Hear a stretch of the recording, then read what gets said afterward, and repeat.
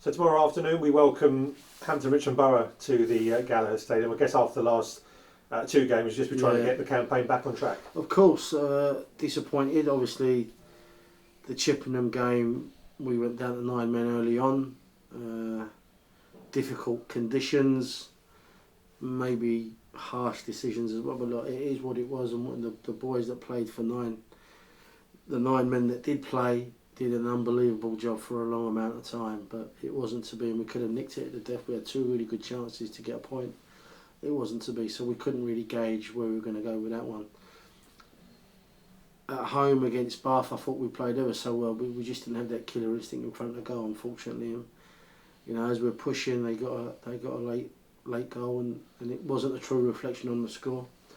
But sometimes if you don't buy a ticket, you won't win the raffle. If we don't take them chances when they're in the final third and win, then that will happen. But we wasn't disappointed with the performance, just the outcome. I think we played some good stuff, we got into good areas, but we need to be more clinical up top, and I'm sure we will be. Unfortunately, of course, both George Ellakobe, Noah Chesney missing the next 3 games for you. Well, that's why we've got a squad. We've got a squad for a reason, and other people have to step in and take that opportunity. And we have players in 3 centre backs that can do the job with George, and we have to shuffle the pack to see who's going to be at left back. We'll have a couple of fitness tests as well tomorrow to see where we are with that. But no, it is, you know, the whole campaign, when you have a squad, that's the reason why you have a squad. So we believe in our players, and we hopefully will have a strong enough team to compete and do well against Hampton. We owe them.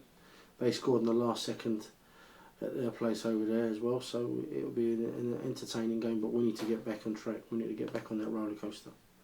It is right what you say about it being an opportunity, isn't it? Because obviously, you know, in George and Noah, two characters of the side, but if I'm on the periphery and I'm thinking this is my chance. Of course, and you know what, young Ross Marshall's played there and he's done well recently. Ryan Johnson come back the other night and done well. He played ever so well at Chippenham when he came off the bench, and so did Lewis Knight. So 2 of them will definitely start. It may even be 3, but 2 will definitely start. I guess another decision for you as well will be between the sticks, because I understand Chris Lewington's better than obviously recovered from the knock he took last Saturday. He took a knock. If he didn't take that knock, he would have stayed in goal for the whole of the game against Chippenham. But Coley's come in and done very, very well, so we need to make a decision on that as well before the game. It's a toss of a coin really, but we'll try and make the right one. And of course, added some firepower today in a loan deal from Doncaster. How did that come about? Yeah, I played with Darren Moore at Torquay and Doncaster. I mean, he's managing there now. I loaned some players from him when I was at Braintree International. And, you know, sometimes when you're doing this job, you've got to go on people's advice and word. He never sent me in the wrong direction when I was at Braintree. We had a lad called Callum Morton, who was banging in the goals at Braintree, and if I would have stayed, I'm sure we would have been half decent. He's now at Northampton. He had a bad injury at Braintree. He got better now at Northampton on loan, so he's doing well.